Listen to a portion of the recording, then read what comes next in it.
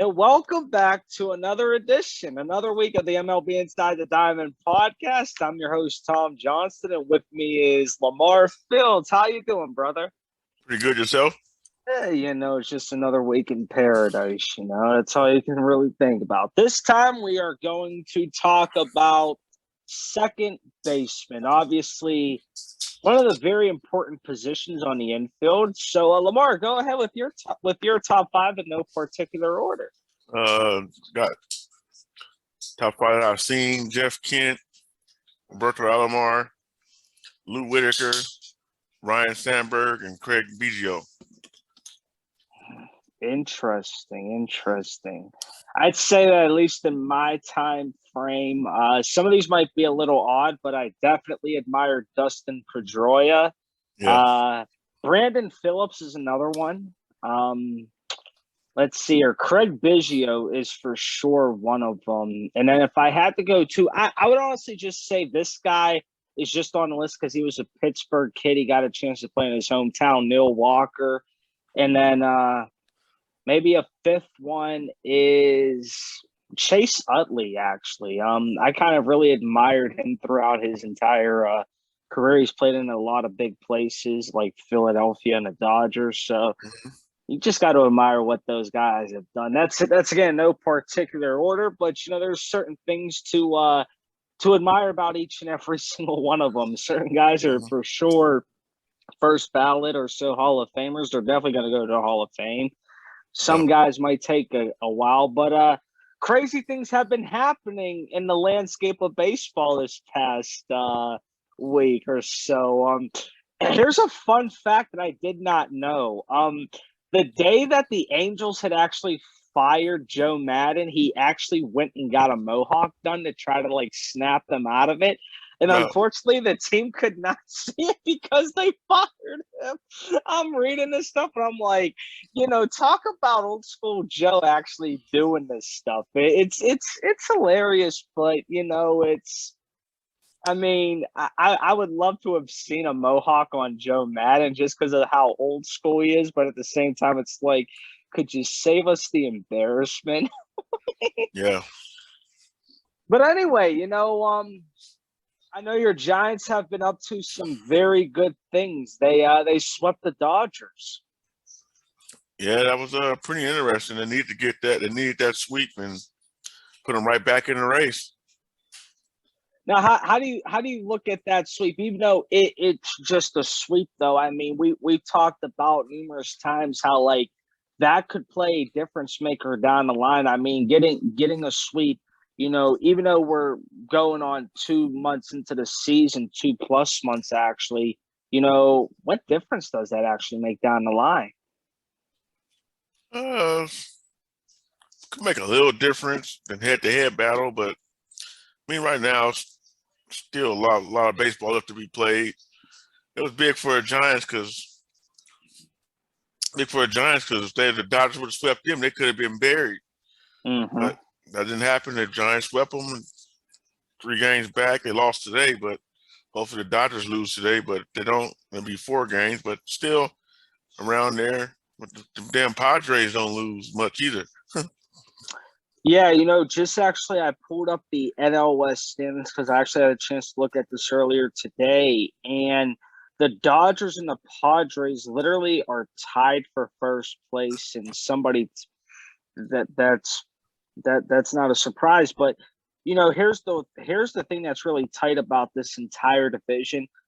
3.5 games separate the Giants from the Dodgers and the Padres. The Dodgers have 1 less win than the Padres, but also 1 less loss, even though that might not be the proper way to say that. But, I really feel like this is actually going to become an interesting race because I remember whenever the Padres made all these moves about a year or two ago, everyone literally thought, oh, my God, the Padres, they're the front runners for all this. And then now it's they're starting to shine a little bit and starting to stay in the thick of things. Now, we like to stress this is a little over 2 months into the season. There's still a lot of baseball to be played. We still have the All-Star break and all that fun stuff. But, it's just you can honestly just see how the games now are going to matter down the line, but just to see how like tight this race is, I want to make a comparison. The three teams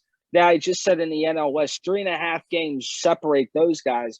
And if you look in the NL Central, 11.5 games separate the Pirates from the Cardinals. And if you look at the NL East, the top three teams, 9 games separate the Mets from the Phillies. Yeah. And looking at like the AL East, 10 games separate the Rays from the Yankees, and then the AL Central is kind of tight too because 5 games separate the White Sox from the Twins, and the Guardians are 3 games back.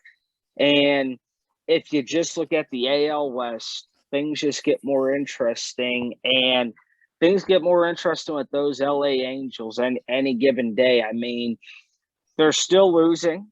It's pretty evident, and it's actually kind of sad. They're now 10 games behind the Astros. I kind of feel what you said early on, LaMarr. It's going to hit point. The Astros pretty much.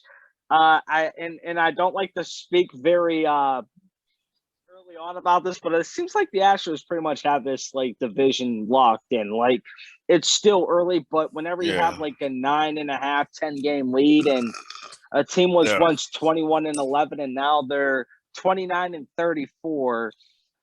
That says a lot, and I'm pretty sure that throughout the past couple weeks, the Angels have not had much luck. And in fact, they're facing those Dodgers who were swept, and it's just it ain't looking right. It's not. The Dodgers beat them yesterday, but if you also look, the Mets took 2 out of 3 from them. And the rest is kind of history. I mean, I really don't know what to say at this point. I really don't. As much as, I like to rave about the Angels, you really just got to ask yourself, where does it all come together? You have these 2 stars that are in their prime. You're paying them at least you're paying the one right now a boatload of money. The other one's going to be due for a contract extension that's not going to come cheap. Where do you draw the line if you're Arte Moreno, the owner of the Angels? It's just like something has to formulate. You thought Joe Madden could solve the puzzle. I mean, he has solved the puzzle in the past with teams like the Rays and the Cubs. And to be honest with you, I actually thought Joe Madden would have been the right fit, considering that he actually grew up in the Angels organization before. He actually played for their minor league affiliate. Fun fact. He never advanced past Class A, but to have the experience he has with the Angels, but to also have the experience that he does turning around teams that have had, notorious history of not doing so well, and then all of a sudden turning them around. It just where do you draw the line if you're the Angels? What if you're like Arte Moreno, the owner? What do you think has to happen for them to either snap out of this or like got to say, we got to do something. We got to do something now. I'd stay. I think first of all, you got to start investing in some pitching. You try to get an ace over there. Start drafting better. Start drafting pitchers. I think they took almost like 9 pitchers a couple years ago in the draft. And you can start developing that farm system. That farm system and start doing. I mean, and stop handing out money to players that ain't no good. Like Rendon is killing them. Mm-hmm. I kind of feel like, and this might be me thinking of it mildly, but I really think what should happen, and as much as baseball fans would love to not see this happen, I honestly think Shohei Ohtani might need to pick, should I pitch or should I hit? Because, like, if you think about it, okay, baseball players, they go through an entire season where, okay, you need some sort of rest in one function or another. And Ohtani just does not get that because it's every fifth day he's either on the mound or even whenever he's still pitching, he's still the designated hitter in the lineup because, quite frankly, that's been what the Angels' mojo is. I just think that something might need to give because either that guy is like might have some serious fatigue that he's just like notoriously hiding really well, or he might be that good to do both. But I just think if I'm the Angels, I might think of, okay, where's this guy most efficient at? And we need to put him there and keep him there because it's just like, to me, what's lacking is the starting pitching for the Angels. It just seems like no matter who they have, the offense can kind of be there, but it's just the pitching is just lacking. I've seen this team over the past 2 weeks. They just surrendered leads. They've gotten them. They don't know how to keep them. They've been going through their bullpen like there is absolutely no bullpen for tomorrow, to be honest. I just don't get it, and you got to ask yourself, even as an interim coach or an interim manager, where do I draw the line? Where do I go? Because if you keep losing, that's just going to drain the morale. And it's just going to be like, okay, we were once here, now we're here. And if we're all of a sudden 10 games back, it could move to 15, 20 games back. Where's our identity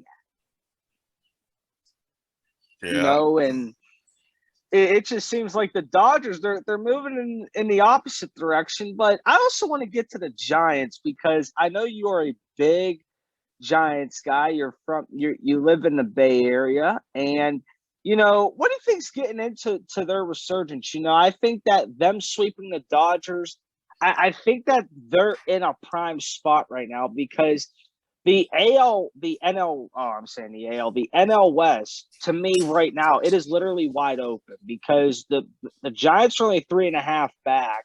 And the fact that they swept the Dodgers, it's like, okay, that's 3 games we just took from them. And however many we have to go, it's like that's 3 less that they can't take from us. So it's like I kind of feel like the Giants are going to make things interesting going down the line. I mean, they are notorious. They have a good farm system. What do you got to say? Still early, man. Giants always gonna be it. They're gonna play hard, but when it come down to the playoffs and stuff, I don't know if the Giants got enough horses. Mm-hmm. I mean, they like to play spittoon ball where you pitch a left-handed pitcher. The Giants' best hitter is out the lineup against the lefty. Mm-hmm. Jock Peterson leads the team in home runs. When you throw left-handed pitcher, he's out the lineup. But I mean, it's hard to say, man. The Giants been playing good stretch of baseball right now. But before that, they was up and down before they swept the Dodgers. Mm-hmm. Yeah, I'm just not looking at it. They gotta get some momentum. They're getting players back healthy. And get everybody healthy and somebody get on the hot streak and see where it take them. But they're gonna be in the race to the end. The Giants play good, hard, scrappy baseball, so they're about where I expected. I just wish they would have went out and spent a little bit of money, and who knows? They would have got somebody couple top-notch players. They might be leading the NL West. Yeah, I totally agree. The Giants, to me, they're one of those teams that you're in the nice size market that they are, and whenever you kind of just don't do something in free agency, that kind of worries me. It's just like you have a lot of money to spend, and you're in a prime spot to do it. How are you not doing it? I mean, and just to piggyback off of what you said, let's be realistic here. They took 2 out of 3 from the Phillies a couple weekends ago, and then they've split with the Marlins in a 4-game series, but Rockies kind of got the better of them. But then here you go with the win streak. They lost today, but that doesn't take away the fact that they took 2 out of 3 from the Royals. Now, I will admit they might go on a little bit more of a hot streak because they're coming to Pittsburgh for a series this weekend where I honestly feel like they're going to sweep the Pirates because anymore, the Pirates kind of get my hopes up, but then it kind of like sinks to the ground. And, I kind of witnessed that again. I'm just like, anytime you guys have the momentum to like try to make something happen, you guys just don't do it. And hey, if I'm honest with you, it's like I kind of felt how the Angels were in a stretch where that would be the defining moment of their season. I try to watch as much West Coast baseball as possible, but I think that the Giants are in a prime spot right now because, listen, the Pirates could do the unthinkable and take 2 out of 3. I just think the Giants are far more talented, and they're not going to settle for that because I think whenever you look at it, you look at the next slate of series besides the Pirates, they have the Braves on the road, and then they have the Reds at home, and then they got the Tigers at home. Yeah. And to be honest with you, if you look at that slate right there, you pretty much have some of the worst teams in baseball, but to your advantage, you have them on your home turf. Yeah. To me, that's really saying, okay, we might expect a shift here because the Dodgers, we know that the Padres might do a little bit of hanging around themselves just because of who the Padres are. But I have a feeling that, like you said, the Padres might drift off. They might not, but we ultimately know that it's going to come down. Thing that worry about me with the Padres, Tatis ain't even playing yet, and they playing this well. Yeah, that's what is scary. Yeah. That is what is scary. I mean, even to touch on them for a second, that is pretty scary, to be honest with you. But I really feel like that this is a prime spot for the Giants to really make a move. I mean, let's be realistic. We're almost approaching midway through June, and it's going to be about 3 months or thereabout with the season. Some teams have surprised me so far while others haven't. But if you could give me one team that's just going to go on like a run, that like from what you see right now based off of their offense, their defense, and their pitching, what team makes a run and that might not be in the postseason right now that's on the edge that might actually solidify a postseason run like to the All-Star break? Shoot. Oh man, that's a tough one. I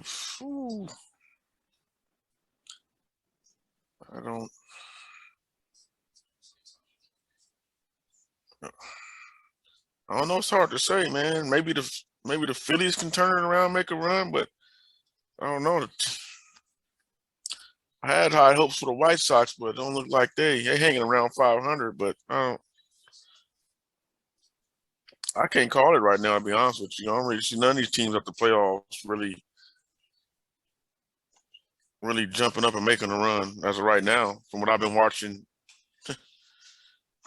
You know what, though? If I'm honest with people, I would take a look at the Braves.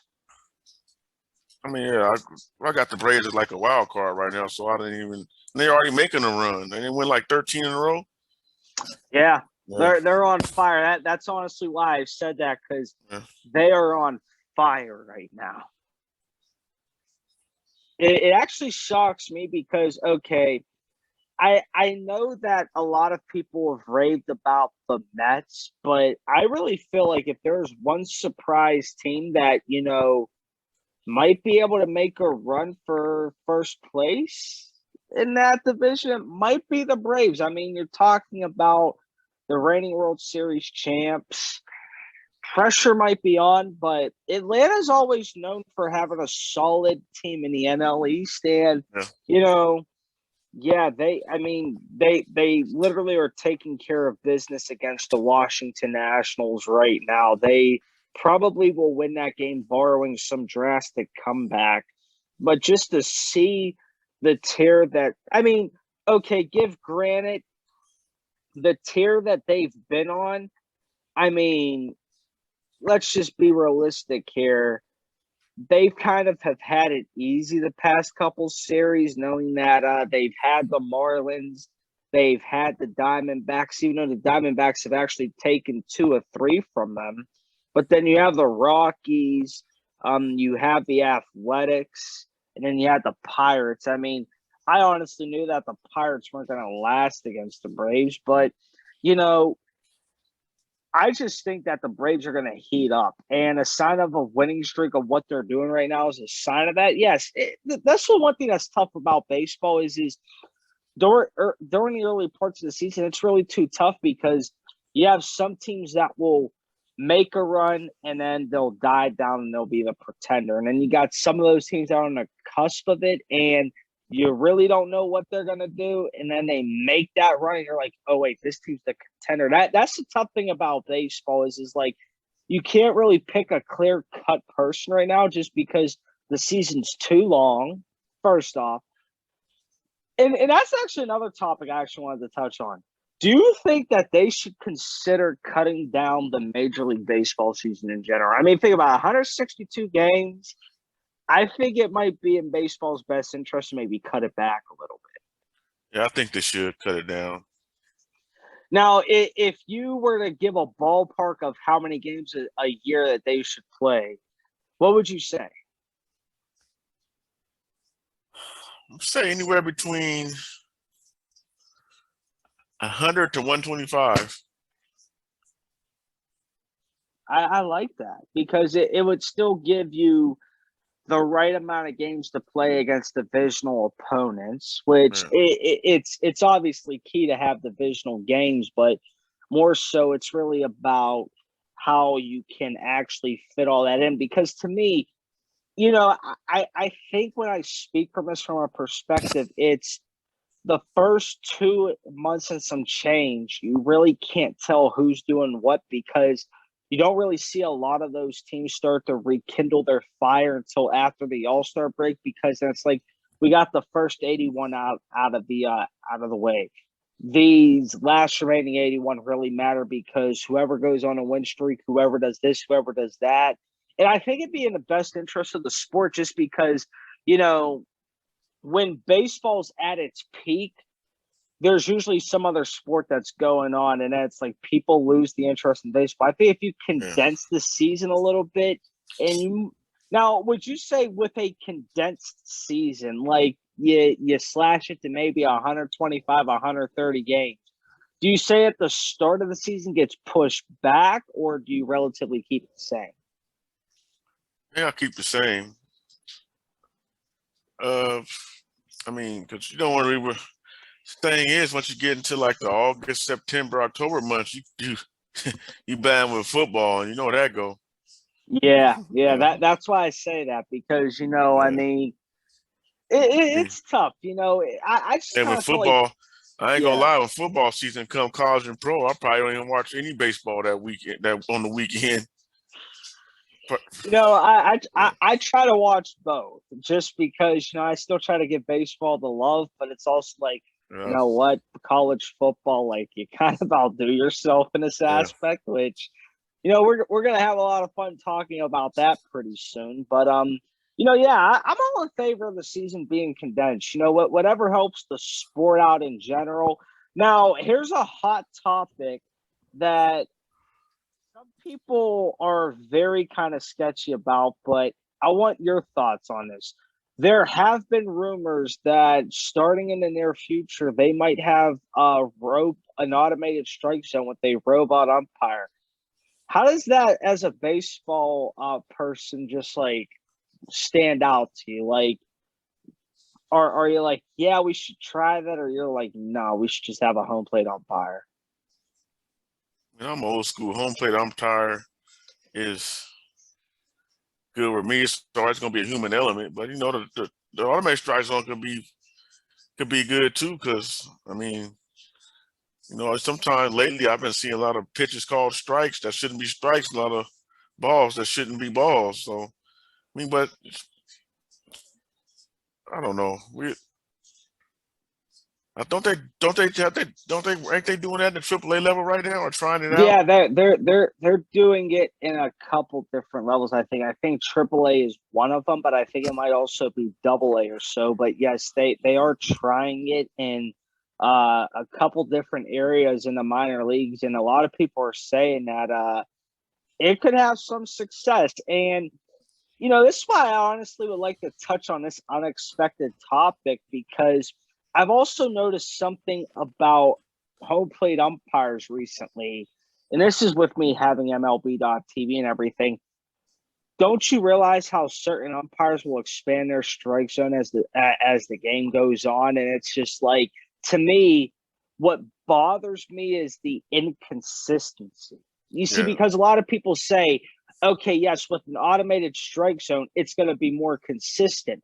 yeah, I'm all in favor of having a home plate umpire, but my whole issue is I want you to be consistent from the first inning to the yeah, ninth inning, or if it goes into extras, because don't just expand your strike zone because it's getting later in the game and you want yeah. the game to get over with. Because to Only reason, me, yeah. yeah, Only go reason ahead. why I would, only reason I would, if I was on, probably reason I would, why I would expand my strike zone if it was a blowout or it's like a 10-run lead, some games Yeah, started in, and yeah. then I would expand it. But yeah, you gotta be consistent with your strike zone calls. Because you see, to me, and this is just from a person that likes to cover baseball, but also from a perspective of just watching it. There's a thing called umpires like establishing credibility, for good or for bad or for worse.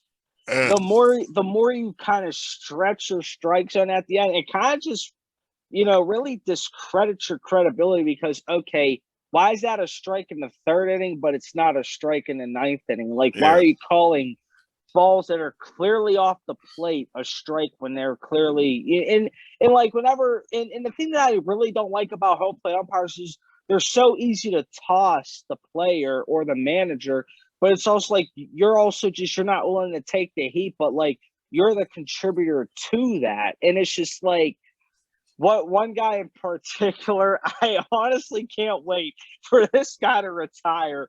Angel Hernandez. It oh just seems yeah, like this guy. I mean, people, if there's one umpire you should look at in Major League Baseball, just be like, I should work hard to not be that guy. It is Angel Hernandez. It's like one game he misses like 5 calls out of base. The next game, it's like, dude, do you have 20/20 vision, or like did you just like get from a 5 hour nap and a 13 hour layover? Like, what is it with your strike zone? It's like I really can't stand that guy, and it's just like he takes a lot of heat, but I mean I respect him for still sticking with it, but to me it's all about establishing a credibility as an umpire, because you know if you're going to call it a strike the entire game. Don't just expand your strike zone because of relievers coming in. Like, but then also that would bring up a question. Would you be in favor and say if it's a blowout, instead of telling the umpires, okay, expand your strike zone, would you say it's okay to have a run rule, even though it's the major leagues? But like, you got to understand, fan interest and all that stuff, it kind of just levels off once there's a blowout. Would you be in favor of that? no, I wouldn't be in favor of that. No, Because people there's spend, certain levels you got to draw. people spend a lot of money to go to these games, even if it's a blowout game. Some people still might want to see get their 9 innings in. Oh yeah, Yeah, oh yeah. I'm one of those fans. I mean, hey, play the entire ball game, because to yeah. me, like I can see it happening at lower levels, but at the major league level, it's like we we really just doing this. So yeah, it's to think Major League Baseball would even consider that. But yeah, I do know that they are very well serious about talks about robot umpires. And the only reason why I'd be in favor of that is because I know that with an automated strike zone, it could be consistent. The keyword is could be. Yeah. Some engineering would have to be involved to really make it consistent, but Hmm. overall, I really think that it could lead Hmm. to more consistency than what some of these home plate umpires have. But there's just something about home plate umpires that I like whenever you have those game defining moments at the plate. And it's just like, to me, baseball just wouldn't be the same if you didn't have the home plate umpire there. But I can understand people's frustrations. They want the consistency. Credibility is a big time, especially at the major league level. I know that a lot of umpires, they work their tails off in the minors to even get noticed. And I have noticed that, there are those minor league umpires that get called up to the major leagues, and their first game in, they really like have that big ego with them. Like, yeah, I'm at the major league level. I've actually watched some YouTube videos recently of some minor league umpires that have been called up. Well, some well-established veteran umpires at the major league level have been on vacation, and some of these guys have some of the quickest hooks, and what I mean by that is quickest ejections you could ever think of. I'm like, bro, you just made your major league debut. I get that you're you finally made it to the show in the umpire way, but you can't have that quick of an ejection on you. You got to let these managers voice their opinions. I'm a big person that, if you're willing to say expand your strike zone and willing to make all these changes later on in the game, you should also be willing to take the heat for it. I mean, you are umpiring professional baseball. You are the best of the best whenever it comes to the umpires. Maintain that credibility and take the heat when you can. Don't just have that quick hook just because That's you're the rule the guy now. in the blue. Ain't that the rule now, though? No arguing balls and strikes? Well, yeah. It's one thing to you can't argue balls and strikes, but I'm actually getting at is saying in a non-balls and strikes, related incident where some of these umpires, they're just quick to hook you. I famous umpire that I know is known for doing that is CB Bucknor. That guy will literally throw you out the minute he can. And I'm just bro, you gotta be willing to take some. But let's be honest, you as an umpire, you want to deal with all that yelling and stuff too. Well, let's put it this way, Kay. If I make a bad call, I'll be like, oh, okay, I'll be like, my bad, man. What you want me to do? Humans make mistake. I mean, I'm just saying it. I'm just trying to play devil's advocate. I would have a quick cook too. You're not come out here yelling at me like you crazy. Get up out of here. Bye. The way that I look at it is that as a major league umpire, there's just certain calls where you might say, yeah, I was in the best position, but maybe I rushed to make a judgment. I really didn't and I understand coming from an umpire's perspective, things do happen in a fast way. But sometimes I'm a firm believer that umpires don't really position themselves in the best position. They're trained to do that, to where you honestly should be able to take some heat. To me, I would put it as okay, there are boundaries. I'll allow you to voice your opinion and for you to fully express yourself, but there's going to be boundaries that you draw. Yeah. But I'm not going to be that guy that just really throws you the hook that quick. I understand you're frustrated.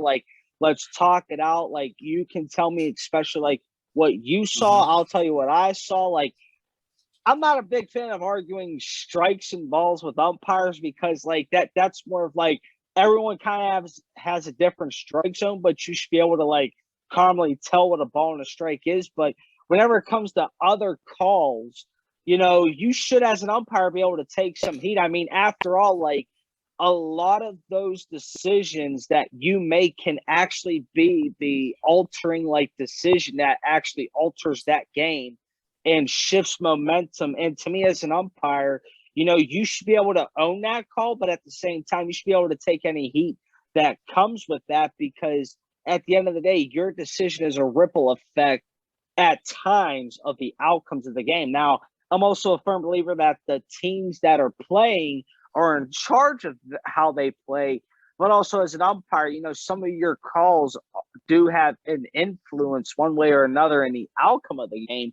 And to me, you should just be able to wear that, and be able to take the heat, whether it comes from one person or five of them. It's just, both teams know it's at stake. You're an umpire, you're the best of the best, but even the best of the best should be able to take that criticism. And if someone's jumping down your throat, so be it. But sometimes you just got to be able to take that. It's a part of being at the professional level. You're trying to prove you're one of the best, but at the same time, in doing so, you should be able to take that heat. And, it's just, I'm a firm believer of, okay, we can draw the lines and respectfully, tell it how we see it, but there's also a way to go about it. I'm a firm believer if some of these umpires can jump down people's throats and have the quick hook that they do, they should be able to receive that. If they can't, then should you really be an umpire at the major league level if you really can't handle that? Yeah.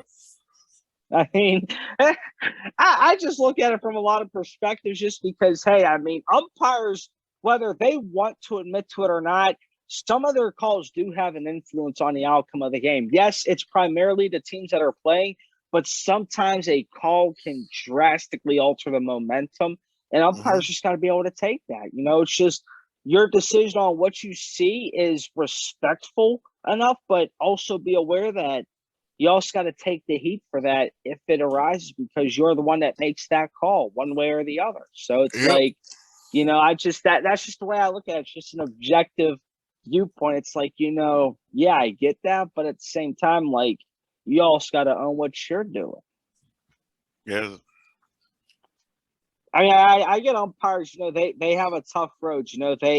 They travel city to city for a 3-game series and stuff like that. And I get it can be tough, but at the same time, you're there to prove you're one of the best because they only let us select few umpire major league games. And, I'm just a firm believer that if players can sit there and take the criticism and get yelled at, so can the umpires. It's just because you're wearing the blue does not mean you really have the right to reserve a quick hook. You should be able to take that, and you should be able to have people in a respectful manner, voice their opinion. If they want to jump down your throat, so be it. But, some of these umpires, they think they could do the same thing and, stuff like that. I just think things should work both ways. But, yeah, it was a great conversation today. Not going to lie, got into some great things, definitely great list of second basemen. Actually, after looking at it, some of those second basemen are some great all-time second basemen, especially a guy like Craig Biggio.